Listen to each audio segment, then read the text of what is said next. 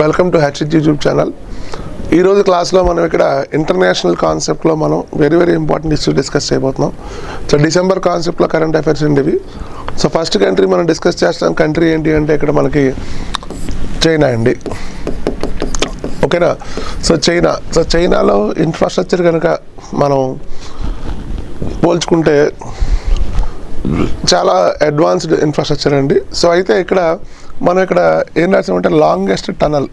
ఓకేనా. సో అత్యంత పొడవైన స్వరంగం. ఓకేనా. సో అత్యంత పొడవైన స్వరంగం. ఓకేనా. So longest tunnel in the world అని చెప్తామండి. ఓకేనా. సో ప్రపంచంలో అత్యంత పొడవైన స్వరంగం అనేది చైనాలో కన్స్ట్రక్షన్ చేశారు. ఓకేనండి. సో ఈ పిక్చర్లో మనం ఆల్రెడీ చూస్తున్నాం ఇక్కడ. సో అయితే దీని యొక్క లెంత్ ఎంత అంటే 22.13 కిలోమీటర్స్ లాంగ్. ఓకేనా. సో 22.13 కిలోమీటర్స్ లాంగ్ అని చెప్తాం మనం. So longest tunnel in the world అంటే ఏం చెప్తామంటే మనం ఇక్కడ చైనా అని చెప్తాం మనం. సో గుర్తుపెట్టుకోవాలి ఎగ్జామ్ కాన్సెప్ట్లో. ఓకేనా.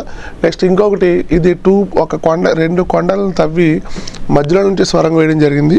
సో ఇంపార్టెంట్ చూసుకోవాలి. నెక్స్ట్ ఇంకా మనల్ని నార్త్ జియాంగ్ని సౌత్ జియాంగ్ని సెపరేట్ చేసింది. ఓకేనా. సో నార్త్ జియాంగ్, నెక్స్ట్ ఇంకోటి ఏంటి అంటే సౌత్ జియాంగ్. ఓకేనా. It separates north Jiang and south Jiang అని గుర్తుపెట్టుకోవాలి. ఓకేనండి. సో ఎగ్జామ్ కాన్సెప్ట్లో క్వశ్చన్స్ ఇలా అడుగుతాడు. సో చైనా అనేసరికి ఎప్పుడు కూడా ఏదో ఒక విషయంలో ఇన్ఫ్రాస్ట్రక్చర్ డెవలప్మెంట్ పాయింట్ ఆఫ్ వ్యూలో సో వార్తల్లో ఉంటూనే ఉంటుంది. ఓకేనా. సో అయితే ఇక్కడ మనం గుర్తుపెట్టుకోవాల్సిన లాంగెస్ట్ బుల్లెట్ ట్రైన్ కూడా ఎక్కడ అంటే ఫాస్టెస్ట్ బుల్లెట్ ట్రైన్ కూడా ఎక్కడ అంటే చైనా అని చెప్తాం మనం. ఓకేనండి. సో CR-430 అంటాం మనం. ఏమంటామంటే CR-430 అంటాం మనం. ఓకేనండి. సో చైనా కాన్సెప్ట్లో క్వశ్చన్స్ ఈ విధంగా అడిగే అవకాశం ఉంటుంది. సో నెక్స్ట్ కాన్సెప్ట్ తీసుకుందాం ఇక్కడ. నెక్స్ట్ కాన్సెప్ట్ ఏంటి అంటే సౌత్ ఆఫ్రికా. ఓకేనండి. సౌత్ ఆఫ్రికా నుంచి మనం భారతదేశానికి మంకీస్ని తీసుకొస్తున్నాం. ఓకేనా. సో మంకీస్ అరుదైన జాతి కోతుల్ని మనం భారతదేశం తీసుకొస్తున్నాం. సో ఇంపార్టెంట్ అండి. సో ఎగ్జామ్ కాన్సెప్ట్లో అడుగుతాడు.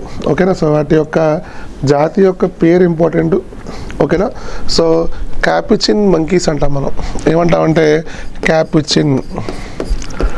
క్యాపుచిన్ మంకీస్. సో క్యాపుచిన్ మంకీస్ అనేవి మనం ఏ కంట్రీని తీసుకున్నామంటే సౌత్ ఆఫ్రికా నుంచి గుర్తుపెట్టుకోవాలి. ఎన్ని తీసుకున్నామంటే 8.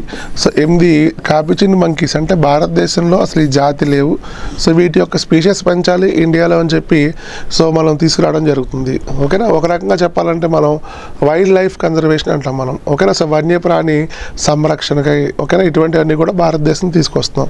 సెకండ్ ఇంకో విషయం మనం గుర్తుపెట్టుకోవాలి. భారతదేశంలో కర్ణాటకలో మనకి బానర్ఘట్ట నేషనల్ పార్క్. బానర్ఘట్ట నేషనల్ పార్క్లో ఈ మంకీస్ని పెట్టడం జరుగుతుంది.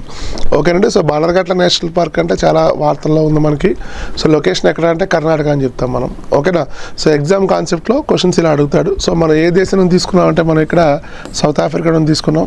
ఏం తీసుకున్నాం అంటే మంకీస్ తీసుకున్నాం. ఓకేనా. సో జాతి పేరు ఏంటి అంటే కాపుచిన్ మంకీస్ అంటాం మనం. ఓకేనా. నెక్స్ట్ ఇంకొకటి, ఈ బానర్ఘట్ట నేషనల్ పార్క్ భారతదేశానికి పాపులర్ అండి. దేనికి అంటే ఫస్ట్ చీతా సఫారీ. ఓకేనా. సో ఫస్ట్ చీతా సఫారీ భారతదేశంలో మొట్టమొదటి చీతా సఫారీ మనం ఎక్కడ స్టార్ట్ చేయబోతున్నాం అంటే బానర్ఘట్ట నేషనల్ పార్క్లో స్టార్ట్ చేయబోతున్నాం. ఓకేనండి. సో వైల్డ్ లైఫ్ కన్జర్వేషన్ కాన్సెప్ట్లో మనకి క్వశ్చన్స్ ఈ విధంగా అడిగే అవకాశం ఉంటుంది. సో ఖచ్చితంగా క్వశ్చన్స్ అడుగుతాడు. సో చూసుకోవాలి. ఓకేనా. సో సెకండ్ కంట్రీ ఏం డిస్కస్ చేసామండి మనం south Africa. Next third one వచ్చేసరికి మనకి యునెస్కో ఫస్ట్ వర్చువల్ మ్యూజియం. ఓకేనండి. సో వర్చువల్ మ్యూజియంని యునెస్కో స్టార్ట్ చేయబోతుంది. సో ఇంపార్టెంట్ అండి. So first virtual museum of stolen cultural objects.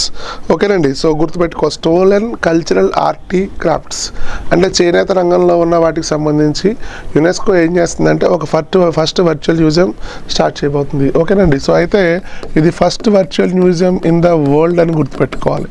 ప్రపంచంలో మొట్టమొదటి virtual museum important.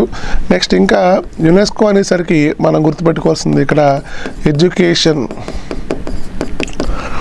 Scientific, cultural, ఓకేనండి. సాంస్కృతిక అంశాలు, విద్యా అంశాలు, నెక్స్ట్ విజ్ఞాన అంశాలను కూడా ఐడెంటిఫై చేస్తూ ఉంటుంది. నెక్స్ట్ ఇంకా ఇదే యునెస్కోకి మనకి డైరెక్టర్ మారిపోయారు, అధ్యక్షులు మారిపోయారు. ఓకేనా. సో అధ్యక్షుల పేరు ఏంటి అంటే ఖాలిద్ ఇనానీ.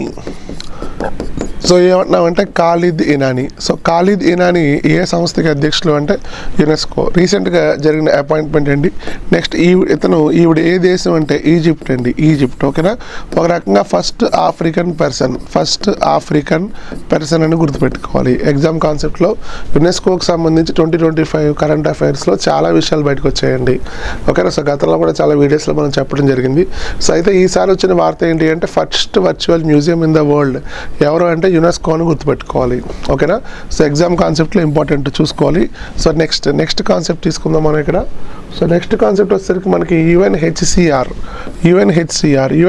ఫుల్ ఫామ్ వచ్చేసరికి United nation high commission for refugees. United nation high commission for refugees. ఓకేనా. శరణార్థుల కమిషన్ అంటాం మనం. ఓకేనండి. సో ఇంపార్టెంట్ అండి. యుఎన్హెచ్సిఆర్ అనేది 1950లో ఎస్టాబ్లిష్ అయింది.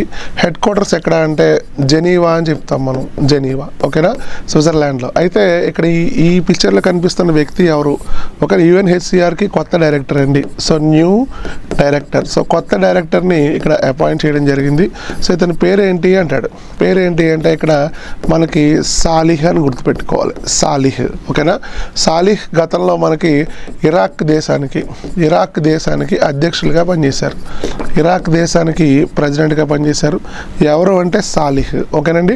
సో ఎగ్జామ్ కాన్సెప్ట్లో మనం చూసుకోవాలి క్లారిటీగా. సో యుఎన్హెచ్సిఆర్ హెడ్ క్వార్టర్స్ ఎక్కడ, అబ్రివేషన్ ఏంటి, వాటి యొక్క అధ్యక్షులు ఎవరు. ఓకేనా. సో కొత్తగా నియమించిన అధ్యక్షుల గురించి ఇంకో పాయింట్ కూడా తెలుసుకోవాలి మనం. ఆ పాయింట్ ఏంటంటే గతంలో ఇరాక్ దేశానికి అధ్యక్షులుగా పనిచేశారు. ఓకేనండి. సో గుర్తుపెట్టుకోవాలి. నెక్స్ట్ ఇంకా హెడ్ క్వార్టర్స్ ఎక్కడ చెప్తున్నాను, ఇక్కడ నేను జెనీవా చెప్తున్నాను నేను. ఓకేనా. నెక్స్ట్ ఇంకా రెఫ్యూజీస్ డే. ఈ రెఫ్యూజీస్ డే ఎప్పుడు అంటే మనకి జూన్ 20th అండి, June 20th. So June 20th గుర్తుపెట్టుకోవాలి. సో జూన్ 20th ఏమంటున్నామంటే మనం ఇక్కడ రెఫ్యూజీస్ డే అంటాం మనం, శరణార్థుల దినోత్సవం అంటాం మనం. ఓకేనండి. సో ఈ వీడియోలో మనం ఓవరాల్గా ఒక 3 విషయాలు మనం చెప్పడం, 4 విషయాలు చెప్పడం జరిగింది. సో ఫస్ట్ వన్ వచ్చేసరికి మనం గుర్తుపెట్టుకోవాలి చైనా కాన్సెప్ట్లో టనల్ కోసం డిస్కస్ చేసాం. నెక్స్ట్ సెకండ్ కాన్సెప్ట్ వచ్చేసరికి సౌత్ ఆఫ్రికా కోసం డిస్కస్ చేసాం. నెక్స్ట్ థర్డ్ కాన్సెప్ట్ వచ్చేసరికి మనం యునెస్కో ఫస్ట్ వర్చువల్ మ్యూజియం కోసం డిస్కస్ చేసాం. ఫోర్త్ కాన్సెప్ట్ వచ్చేసరికి యుఎన్హెచ్సిఆర్ కోసం డిస్కస్ చేసాం. ఓకేనండి. సో మళ్ళీ మనం నెక్స్ట్ వీడియోలో ఇంకో ఇన్ఫర్మేషన్తో ముందుకు వద్దాం. Thank you.